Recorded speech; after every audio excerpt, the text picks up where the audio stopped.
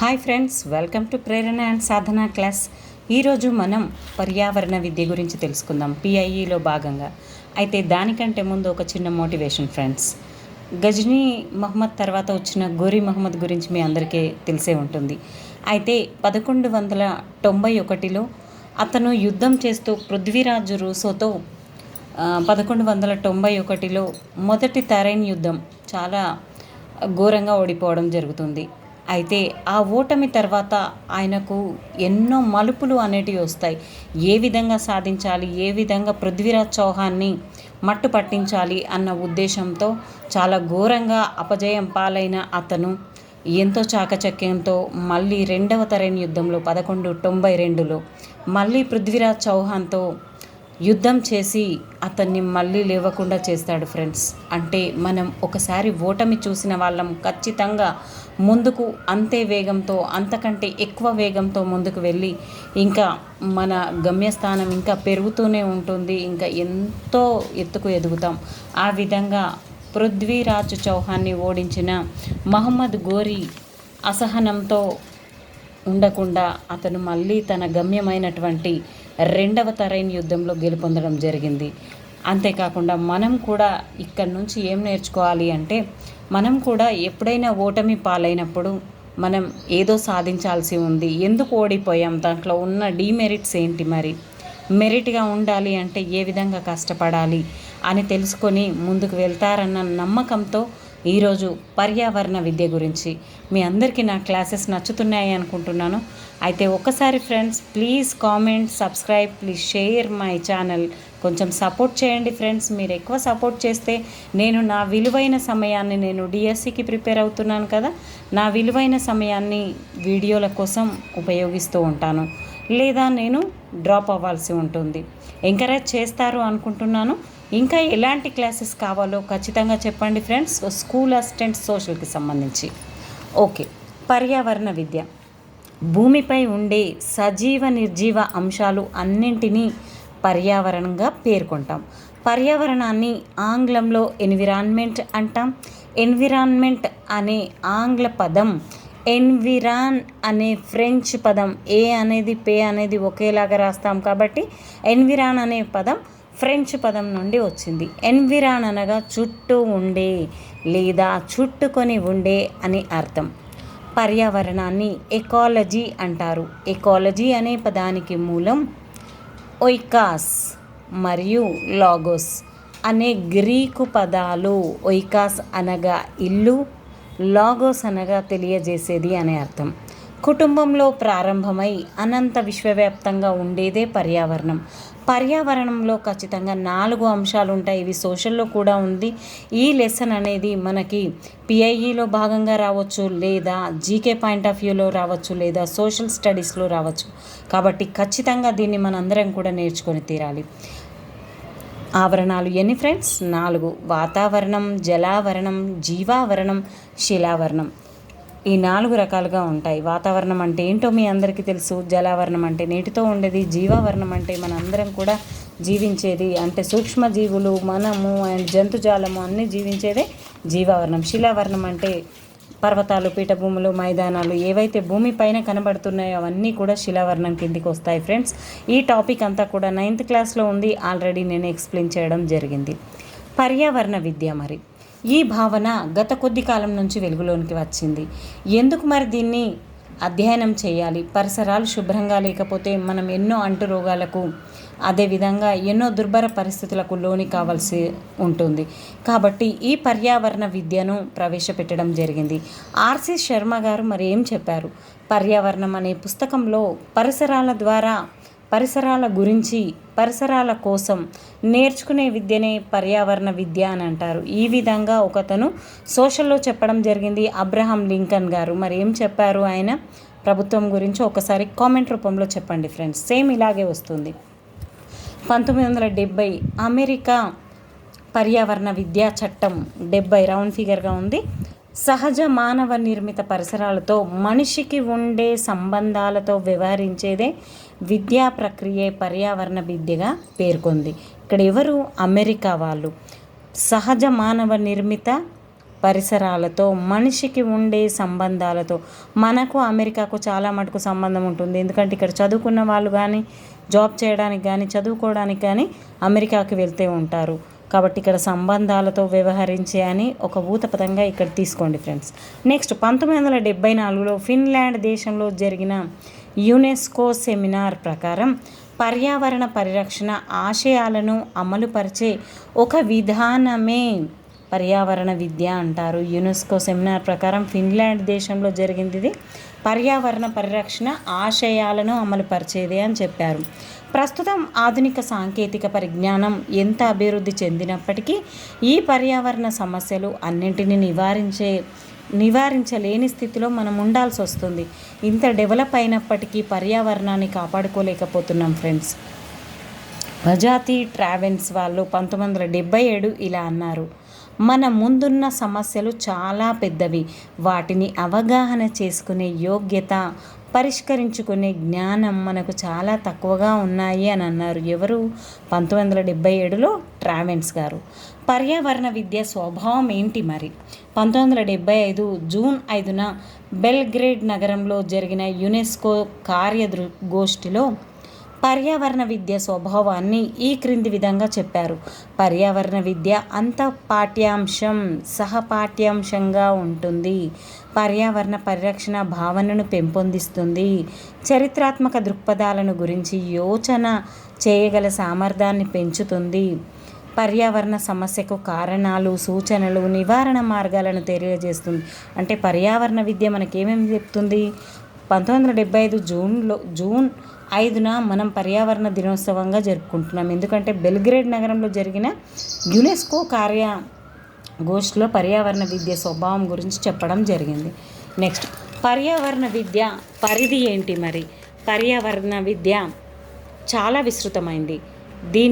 దీనిలో అనేక విషయాలు ఉన్నా ముఖ్యంగా 4 విభాగాలు కలవు.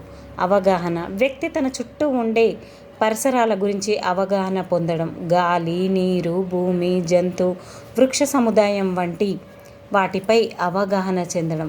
వాస్తవిక జీవన స్థితులు ఎలా ఉన్నాయి మరి? ప్రస్తుత కాలంలో పర్యావరణంలో వచ్చిన మార్పుల యొక్క స్థితిగతులను తెలుసుకోవడం.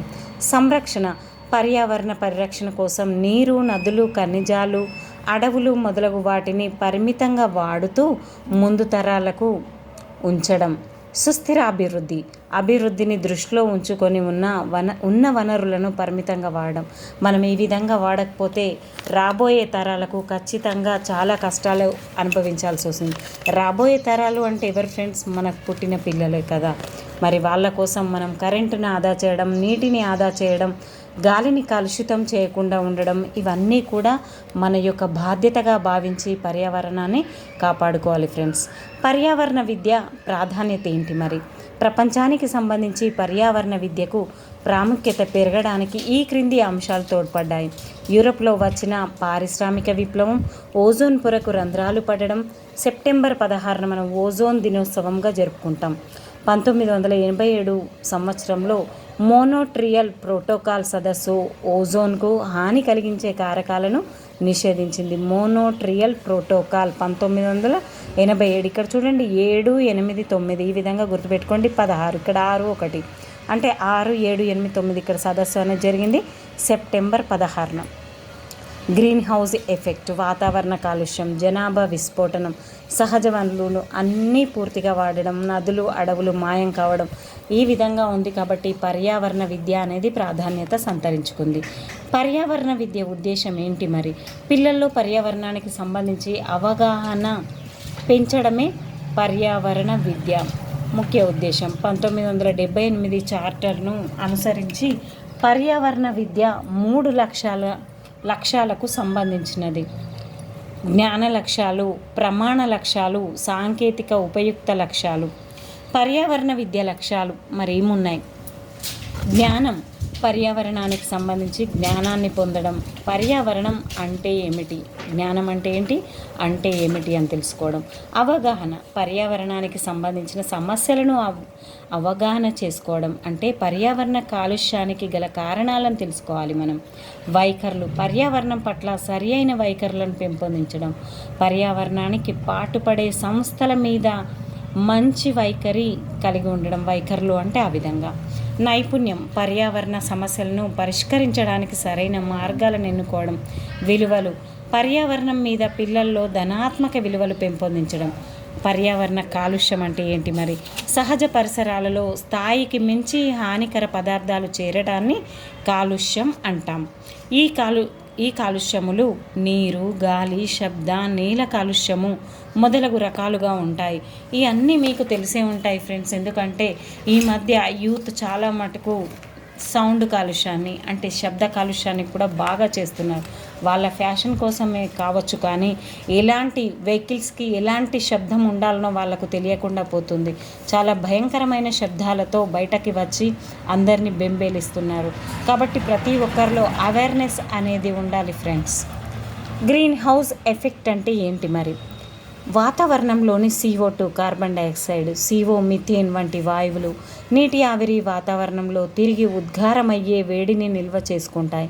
ఈ గ్రీన్ వాయువులు భూమి చుట్టూ ఒక కంబలిలాగా ఏర్పడి భూమి వెచ్చగా ఉంచడానికి సహాయపడతాయి. ఇటువంటి సహజ సిద్ధమైన వెచ్చదనం థర్మల్ రేడియేషన్ను ఏర్పాటు చేసే దృగ్విషయాన్ని గ్రీన్ హౌస్ ఎఫెక్ట్ అంటారు. అదేవిధంగా గ్లోబల్ వార్మింగ్, శిలాజ ఇంధనాలను దహనం చేయడం, అదేవిధంగా అడవులను విపరీతంగా నరికివేయడం వల్ల, పారిశ్రామికరణను అభివృద్ధి చేయడం వల్ల ఈ గ్రీన్ హౌస్ అంటే పరిశ్రమల నుంచి వచ్చే కలుషితం వల్ల కూడా ఇదంతా కూడా గ్లోబల్ వార్మింగ్ అనేది జరుగుతుంది. దీనివల్ల ధ్రువ ప్రాంతంలోని మంచు అంతా కరిగి సముద్ర జలాలు పెరుగుతూ ఉన్నాయి. నెక్స్ట్ ఫ్రెండ్స్, ఓజోన్ పొర దెబ్బతినడం. మనందరికీ తెలిసే ఉంటుంది, అతి నీల లోహిత కిరణాలు భూమికి నేరుగా చేరకుండా ఉండడానికి మనకు ఒక గొడుగు మాదిరిగా ఓజోన్ పొర అనేది అడ్డుకుంటుంది. నేడు మనం ఉపయోగించే శీతలీకరణ యంత్రంల నుండి విడుదల అయ్యే క్లోరోఫ్లోరో కార్బన్స్, శీతలీకరణ యంత్రాలు అంటే ఏసీలు, మరియు అదేవిధంగా ఇంకా ఏంటి ఫ్రెండ్స్, కామెంట్ రూపంలో పెట్టండి. క్లోరోఫ్లోరో కార్బన్స్ వల్ల ఓజోన్ పొర దెబ్బతింటూ ఉంటుంది. దీనివల్ల పర్యావరణ కాలుష్యం దెబ్బతిని చర్మ క్యాన్సర్కు కారణం అవుతుంది. ఆమ్ల వర్షం, పరిశ్రమలు, మోటార్ వాహనాల నుండి వచ్చే పొగతో సల్ఫర్ డయాక్సైడ్ మరియు నైట్రోజన్ డయాక్సైడ్ గాలిలో చేరతాయి. ఇవి వర్షపు నీటితో కలిసి ఆమ్ల రూపంలో భూమిపైకి కురుస్తాయి. దీన్నే ఆమ్ల వర్షం అంటాం. పర్యావరణ క్షీణతకు ప్రధాన కారణాలు ఏంటి మరి? అపరిమితంగా పెరుగుతున్న జనాభా, నిరంతర వృద్ధి చెందుతున్న ఆర్థిక వృద్ధి లేదా తలసరి సంపద, వనరులను క్షీణింపజేసి కాలుష్యాన్ని వృద్ధి చేసే సాంకేతిక విజ్ఞానం వినియోగం, ఇదంతా కూడా ఈ క్షీణతకు ప్రధాన కారణాలు. పర్యావరణ విద్య పాఠ్య ప్రణాళిక ఏ విధంగా ఉండాలి మరి? పర్యావరణంలో ట్రోఫో, స్ట్రాటో, ఐనో ఆవరణాలు దెబ్బతిని మానవ మనుగడకు ముప్పు వాటిల్లే మన చర్యలు ప్రధానంగా జనాభా పెరుగుదల, అవసరాలలేమి, పారిశ్రామిక అభివృద్ధి, వస్తూత్పత్తిలో గణనీయమైన అభివృద్ధి, వ్యాపార రంగంలో పోటీ, సహజ వనరులలో స్వార్థంతో అధిక మొత్తంలో దుర్వినియోగం చేయడం, గాలి, నీరు, వాతావరణం లాంటి ఉచిత వస్తువులు ప్రకృతి నుండి లభించేవిగా చెప్పబడినప్పటికీ మితిమీరిన వినియోగం వల్ల అవి ప్రస్తుతం ఆర్థిక వస్తువులుగా వ్యాపార ధోరణిలో సామాన్యుడికి వినియోగించుకునే స్థాయి లేక అనారోగ్యం బారిన పడుట మొదలగు సమస్యలన్నీ కూడా ఉత్పన్నమవుతున్నాయి. ఈ విధంగా మరి పర్యావరణాన్ని గురించి తెలుసుకోవడం, అదేవిధంగా జన్మభూమి అయిన నాణ్యమైన జీవితం తగ్గిపోయి మానవ వనరులు అయిన యువత అచేతనంగా మారే సన్నివేశాలు ఎన్నో మనకు కనబడుతూనే ఉన్నాయి. అమాయకమైన ప్రజలు చనిపోతూనే ఉన్నారు. ఇందుకు అనుగుణంగా స్వాతంత్రం రాకముందే గాంధీజీ గారి వృత్తి ప్రాథమిక విద్యలు, స్వాతంత్రానంతరం ఏర్పాటు చేసిన వివిధ విద్యా కమిటీలు, సెకండరీ విద్యా కమిషన్ అధ్యక్షులు డాక్టర్ లక్ష్మణస్వామి మొదలియార్ గారి నేతృత్వంలో సామాజిక శాస్త్రాల సంక్షిప్త రూపం సాంఘిక శాస్త్రం, సామాన్య శాస్త్రంలోని అంశాల ద్వారా ఉపాధ్యాయులు విద్యార్థులకు నేర్పే బాధ్యతను తెలియజెప్పారు. డిఎస్ కొఠారి గారి ఆధ్వర్యంలో ఏర్పడిన కమిటీ కొంత మార్పు చేస్తూ వృత్తి విద్యలు, సామాజిక ఉపయోగకర వస్తూత్పత్తి ద్వారా SUPW ద్వారా చదువుతో సంపాదించడం అనే భావనతో చేతి వృత్తులు, చిత్రలేఖన మొదలైన వాటిని విద్యార్థులకు నేర్పాలన్నారు. వీటి ద్వారా కుటీర పరిశ్రమల అభివృద్ధి, పారిశ్రామిక కాలుష్యాలు, వ్యర్థాలు తగ్గుతాయని వీరి యొక్క భావన. SUPW అనగానే మనకు 1977లో చెప్పిన ఈశ్వరీబాయి పటేల్ గారు కూడా అగుపడుతూ ఉంటారు. అయితే భౌతికాంశాలను ప్రాథమిక స్థాయిలో సమర్థ్యాధార బోధనకు గాను పరిసరాల విజ్ఞానం 1 పేరుతో, విజ్ఞాన శాస్త్ర అంశాలను పరిసరాల విజ్ఞానం 2 పేరుతో సమ్మిళితం చేసి ఆంధ్రప్రదేశ్ ప్రాథమిక విద్యా పథకం ఎప్ఎప్ సూచనల ప్రకారం పాఠశాలలో నేర్పుతున్నారు. RH దవే గారు ఏమన్నారంటే, వాళ్ళ అధ్యక్షతన ఏర్పాటైన NPE 1986 ప్రకారం పర్యావరణ కమిటీ పర్యావరణం పట్ల విద్యార్థుల్లో అవగాహన ఖచ్చితంగా పెంచాలి. సామర్థ్యాలను బయటికి తీయడానికి 11 అంశాలతో కూడిన సామర్థ్యాల అభివృద్ధికి రూపకల్పన, వాటి ద్వారా దాదాపు 175 రకాల అభ్యసన అనుభవాలను బాల బాలికల్లో పెంపొందించాలి అని మినిమం లెవెల్స్ ఆఫ్ లెర్నింగ్, కనీస అభ్యసన స్థాయిలు MLLS రూపొందించారు. మినిమం లెవెల్ లెర్నింగ్ అనేది RH దవే గారు రూపొందించడం జరిగింది. పర్యావరణ అభివృద్ధి, సుస్థిరాభివృద్ధి 1987 అవర్ కామన్ ఫ్యూచర్ అనే పేరుతో చేయడం. అదేవిధంగా బంట్ ల్యాండ్ కమిషన్ 1987లో వర్ధమానంలోని ప్రజల అవసరాలు తీర్చడంతో పాటు భవిష్యత్ తరాల అవసరాలను కూడా తీర్చాలి, రాజీ లేని ప్రగతే సుస్థిరాభివృద్ధి అని చెప్పడం జరిగింది.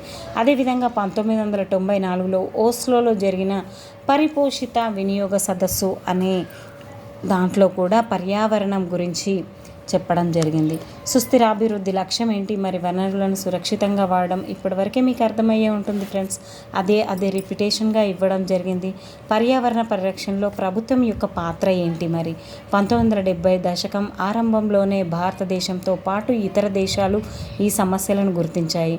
అందుకనే 1972 స్టాక్ హోమ్ సదస్సులో భారత ప్రధాని ఇందిరాగాంధీ మాట్లాడుతూ are not poverty and need the greatest పొల్యూటర్స్, పేదరికం అండ్ అవసరాలు ఉండగా ఇంకా గొప్ప కాలుష్య కారకాలు కావాలా అని అన్నారు. 1972లో national council of environment planning కోఆర్డినేషన్ను Indira Gandhi ప్రారంభించారు 72లో ఫ్రెండ్స్. 1980లో తివారీ కమిషన్ నియమించి ఈ కమిటీ సిఫారసు మేరకు 1980లో పర్యావరణ విభాగాన్ని స్థాపించారు.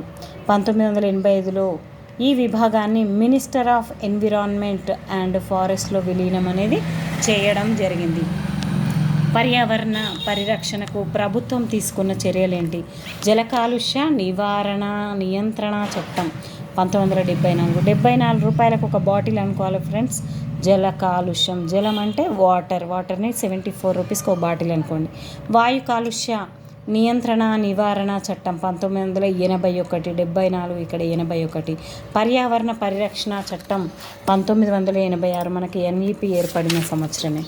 వన్యప్రాణుల సంరక్షణ చట్టం 1972. అడవుల పరిరక్షణ చట్టం 1980. అడవి అంటే మొత్తం 80 రౌండ్ ఫిగర్గా గుర్తుపెట్టుకోండి.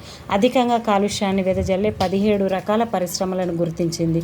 చర్మ పరిశ్రమల్లో ఉపయోగించే చర్మానికి హానికరమైన పెంటాక్లోరాఫినాల్ని నిషేధించింది.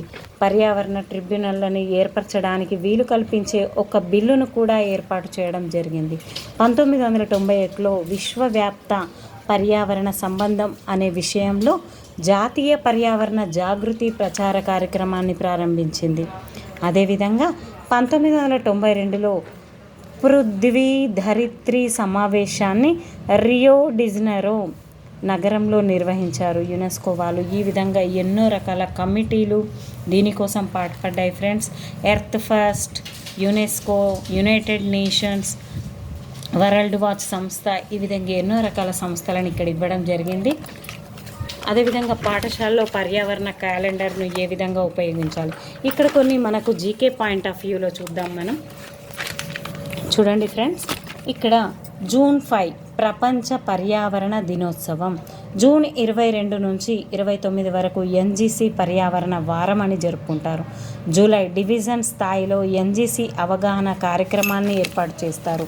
అదేవిధంగా ఆగస్టు పాఠశాలలోని విద్యార్థుల వినాయకుడిని మట్టితో తయారు చేయడం అనేది జరుగుతుంది. ఆగస్టు ఎండింగ్లో వస్తుంది వినాయక చవితి, కాబట్టి ఆ టైంలో వినాయకుడిని మట్టితో చేయడం అనేది చేస్తారు. సెప్టెంబర్ 16 ఓజోన్ దినోత్సవం, ఇందాకే చెప్పాను, అప్పుడు గొడుగులతో ర్యాలీ అనేది నిర్వహిస్తారు. అక్టోబర్ 2 నుండి 9 వరకు వన్యమృగ వారం, నిశ్శబ్దంగా దీపావళి జరుపుట అనేది చేస్తారు. నవంబర్ పర్యావరణ మాసం. డిసెంబర్ 3 కాలుష్య నివారణ దినోత్సవం, డిసెంబర్ 3 అనేది. ఈ సందర్భంగా విద్యార్థులచే కాలుష్య నివారణ ర్యాలీలు నిర్వహిస్తారు. జనవరి 15 నుంచి 31 చమురు సహజ వాయు సంరక్షణ పక్షం. ఫిబ్రవరి 2 ప్రపంచ తడి నేల అంటే చిత్తడి నేలల దినోత్సవం. మార్చి 21, ఇక్కడ వరుసగా ఉంటాయి 21, 22, 23. 21 ప్రపంచ అటవీ దినోత్సవం. ప్రపంచ నీటి దినోత్సవం. నీటి అన్నప్పుడు 2 అని వస్తుంది, అందుకనే 2 అంటే టీ అనే సౌండ్ వస్తుంది కాబట్టి 22 మార్చి. నెక్స్ట్ మార్చి 23 ప్రపంచ వాతావరణ దినోత్సవం. అడవి బాగుంటేనే, అడవి ద్వారా మనకి నీరు ఆవిరే, మళ్ళీ ఆ అడవి బాగుండాలి అంటే నీరు అవసరం. ఈ నీళ్లు బాగా మంచిగా అయితే వాతావరణం అనేది బాగుంటుంది. ఈ విధంగా వరుస క్రమంలో గుర్తుపెట్టుకోండి, లేదా అనీవా అని గుర్తుపెట్టుకోండి. నీవా, అనిత బదులుగా అనిత అని కూడా గుర్తుపెట్టుకోవచ్చు ఫ్రెండ్స్. అనిత సెకండ్ అక్షరం, అనిత, అనీవా, అనిత మీ ఇష్టం. ఈ విధంగా 21, 22, 23, ఇంకా 24 కూడా ఉంటుంది. మరి అదేంటో కామెంట్ రూపంలో చెప్పండి. ఈ విధంగా పర్యావరణ పరిరక్షణలో పాఠశాల పాత్ర ఏంటి? నేషనల్ గ్రీన్ కార్ప్స్ అనేది ఎన్జీసీ అనేది 2004 నుండి 2005 వరకు చేయడం జరిగింది. ఎకో క్లబ్బులు అనేటివి 2005 పాఠశాలలో ఎకో క్లబ్బులను కూడా ఏర్పాటు చేశారు. ఈ విధంగా ఫ్రెండ్స్, పర్యావరణాన్ని గురించి విద్యార్థుల్లో అవగాహన ఎంత అవసరమో మనం కాబోయే ఉపాధ్యాయులకు కూడా అంతే అవసరం ఫ్రెండ్స్. థ్యాంక్ యూ ఫ్రెండ్స్, మీ అందరికీ అర్థమయ్యే ఉంటుంది. మధ్యలో నేను క్వశ్చన్స్ వేశాను, వాటికి కావాల్సిన కామెంట్స్ మీరు కింద ఇస్తారు, ఆన్సర్స్ అనుకుంటున్నాను. అదేవిధంగా ఇంకా ఎలాంటి అంశాలు కావాలో నాకు కామెంట్ రూపంలో చెప్పండి. నేను ప్రిపేర్ అవుతూ మిమ్మల్ని కూడా ప్రిపరేషన్ మార్గంలోనికి తీసుకువెళ్తానని గట్టి నమ్మకంతో మీ అందరికీ కంపల్సరీగా జాబ్ రావాలని మనస్ఫూర్తిగా కోరుకుంటూ ఇంతటితో నా క్లాస్ని ముగిస్తున్నాను. మరొక క్లాస్లో మీ అందరినీ కలుస్తాను friends. Thank you everyone. Thank you. Please support me.